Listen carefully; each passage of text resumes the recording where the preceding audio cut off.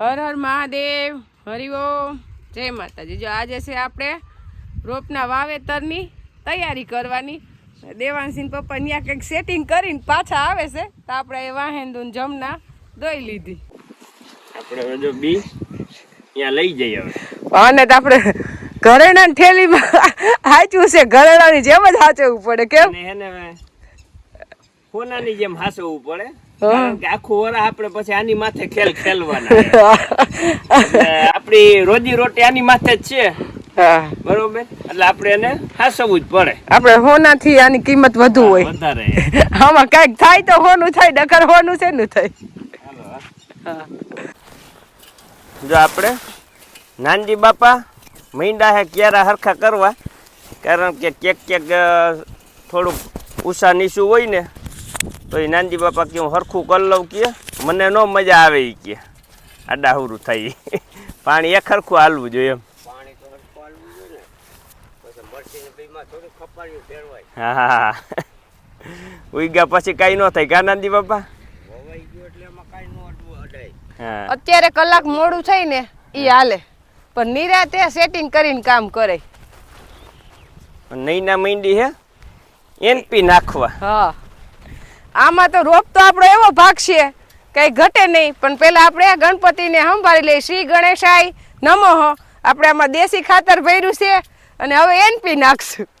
હા, એટલે કઈ ઘટે જ નહીં રોપમાં। હા, એવો અસલ દેશી ખાતર તો આપણે એક ક્યારે એક ગાડું નાખી દીધું છે। હા, પણ તોય થોડું થોડું એનપી બહુ જાજુ નથી નાખવું, થોડું થોડું નાખ દે કા? હા, દાણો દાણો નાખવું પડે। હા, હાલ હવે તું ઈ નાખ। હા, તો તમે ત્યાં કંઈક સેટિંગ કરો ઓયણીમાં, હા, ત્યાં હું નાખી દઉં। ત્યાંમાં એટલામાં તો હું નાખતા વાર લાગે।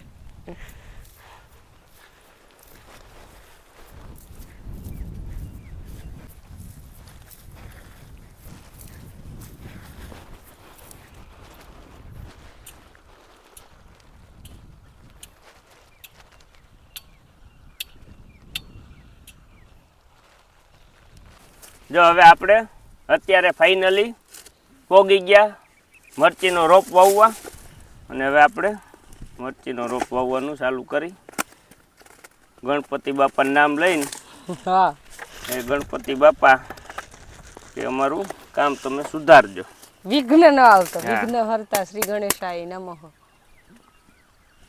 આ ખુલતું કા નથી? હા, ખુલી છે। ને આપણે છે મરચીના બી વાવવાની વયણી। નકર તો કેટલા દિવસે વવાઈ રહી, આઈથે વાવી તો અહીંથી વાવીને આપણે તો એટલું આપણે 80 પડીકી છે, 80 પડીકી વાવતા આપણે 2 થી 3 દી વહી જાય। આમાંય આપણે 2 કલાક તો થઈ જાય। આમાં એક ડબ્બીમાં એક એક પડીકી નાખશે, એક એક પડીકી નાખી દે, હાલ નાખતી જાય। હાચવી બહુ પડે, મોંઘું કેવું એક બી વેરાય નો હાલે। હા,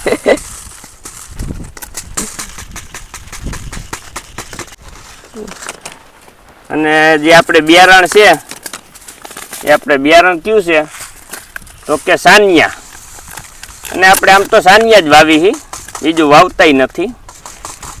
સાનિયા બિયારણ જ આપણે અનુકૂળ છે જમીનને, આપને નહીં। આપને અનુકૂળ જ છે। અને આપણે હવે એકદમ વાતાવરણ થઈ ગયું છે ઘારવાળું, એટલે કે વાતાવરણમાં ભેજ આવી ગયો છે 2 દીથી, ભલે એટલો બધો નથી આવ્યો પણ હવે શરૂઆત થઈ ગઈ છે, કારણ કે આપણે કાલથી શરૂઆત થઈ વાદળા થવાની। જો અત્યારમાં એકદમ ઘાટા વાદળા થઈ જાય એટલે વાતાવરણમાં ભેજ આવે ને પછી જ વાદળા થાય, ત્યાં લગી થાય નહીં। અને આ વાદળા રીએ કેટલા વાગ્યા લગી તો કે 9 વાગ્યા લગી રીએ। 2 પડીકી નાખવી કે એક એક? 2 નાખ દેવી, એટલે કાલથી જ વાતાવરણમાં સુધારો આવ્યો છે। અને હવે ધીમે ધીમે દી થી દી ભેજ વધતો જાય, આપણે ઓછે જાય એટલે આપણે થઈ ગરમી। અહીંયા સરસ ઠંડો ઠંડો પવન આવે બાઈને, ગરમી મંડે ને થવા એટલે વાતાવરણમાં ભેજ આવ્યો સમજી લેવાનું। હા, અને આપણે 80 પડીકીનું વાવેતર કર્યું છે, એટલે આપણે 20 વીઘાની મરચી વાવવાની છે। હા, 20 વીઘાની મરચી થાય। પછી આપણે એક એક ખાનામાં 2 પેકેટ નાખી દઈ, એટલે કે આપણે ઘડીએ ને ઘડીએ ઓયણી ઊભી રાખવી નહીં, એક ફેરમાં પોગીને પાસે આવી તા પૂરું થઈ જાય। આપણે 10 વાવી દીધી અને હવે 20મી વવાઈ છે. આપણે ઓલા સેટે પોખશું ને ત્યાં કમ્પ્લીટ વવાઈ જાહે અને ખરેખર અડધી કલાકમાં 20 પડીકી વાવી દઈએ આપણે. હા 2 કલાકમાં તમારે 80 પડીકીનું વાવેતર થઈ જાય. હા અને વાવતા હોય જો આવું કે કાકરો આવે તો એ કાકરો ખેહવી નાખવો પડે. અને બીજા નંબરમાં કે ખરેખર વાવેતર કરવાનો સમય તો હવે જ આપણે થયો હે. બાકી જે વહેલું વાવેતર થયું હોય એ કદાચ રોપ થઈ જાય ને જે હવેનું વાતાવરણ ઠંડુ થયું એટલે હવે વાવો ને એ 100% તમારો રોપ થઈ જ જાય, એમાં કંઈ જોવું જ ન પડે. એ વાવેતર તો આયરે થાય, કઈ ફેર ન પડે કા. હા આપણે વીઘે પડીકી કેટલી જોઈ તો કે કાયદેસર જો તમારો રોપ ઉજરી જાય અને કોઈ જાતનો એમાં ફોલ્ટ ન આવ્યો હોય અને બધું એક એક દાણો ઉગી જાય ને તો તમારે 3.5 પડીકીમાં વીઘો ભરાઈ જાય.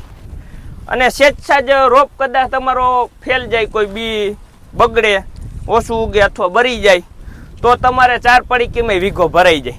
અને અમુકને નબળો ઉગે 5-5 પડીકી ભરાય, કંઈ એમાં ટાર્ગેટ ન હોય. અને અમુક સમય એવું બનતું હોય અમારો ટાર્ગેટ હોય એ ફૂટના ગાળાનો હોય કે 1 ફૂટે અમે વાવી એમ. પછી અમુક નજીક વાવે તો વધારે જોઈ, 1.5 ફૂટને ગાળે વાવે 1.5 ફૂટને ગાળે તો પછી ઓછો રોપાઈ જોઈ. એટલે 3.5 થી 4 પડીકીમાં વીઘો વવાઈ જાય એ ફાઇનલ છે એમ. એ તો હરખો ઉજરે તો ને. હા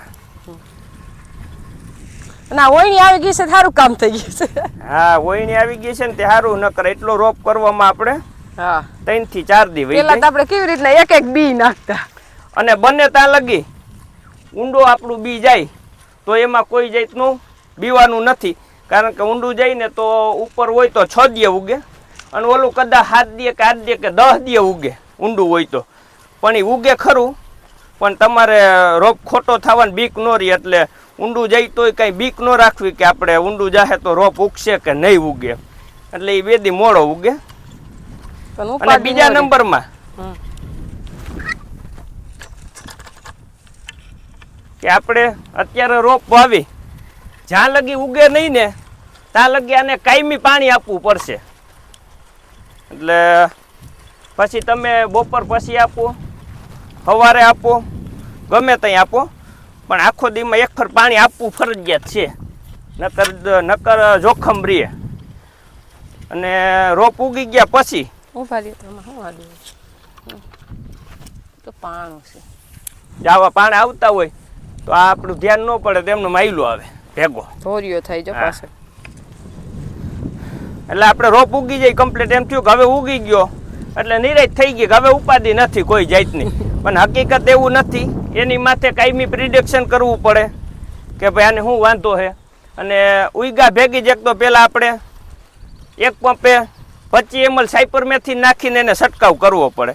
નો છંટકાવ કરીને તો ખપેડી ખાઈ જાય. આપણે ઓલો રોપ નો ખાઈ ગયા અડધો. પછી આપને ખબર પડે કે આપણો રોપ 25% 30% વહી જાય ત્યાં. એટલે ખાસ ઈ ધ્યાન રાખવું કે રોપ ઉગ્યા પછી પરબારું જ આપણે એને 2 કે 3 દીએ દવા છાંટી દેવી, એટલે કોઈ જાતનો રોપમાં વાંધો ન આવે.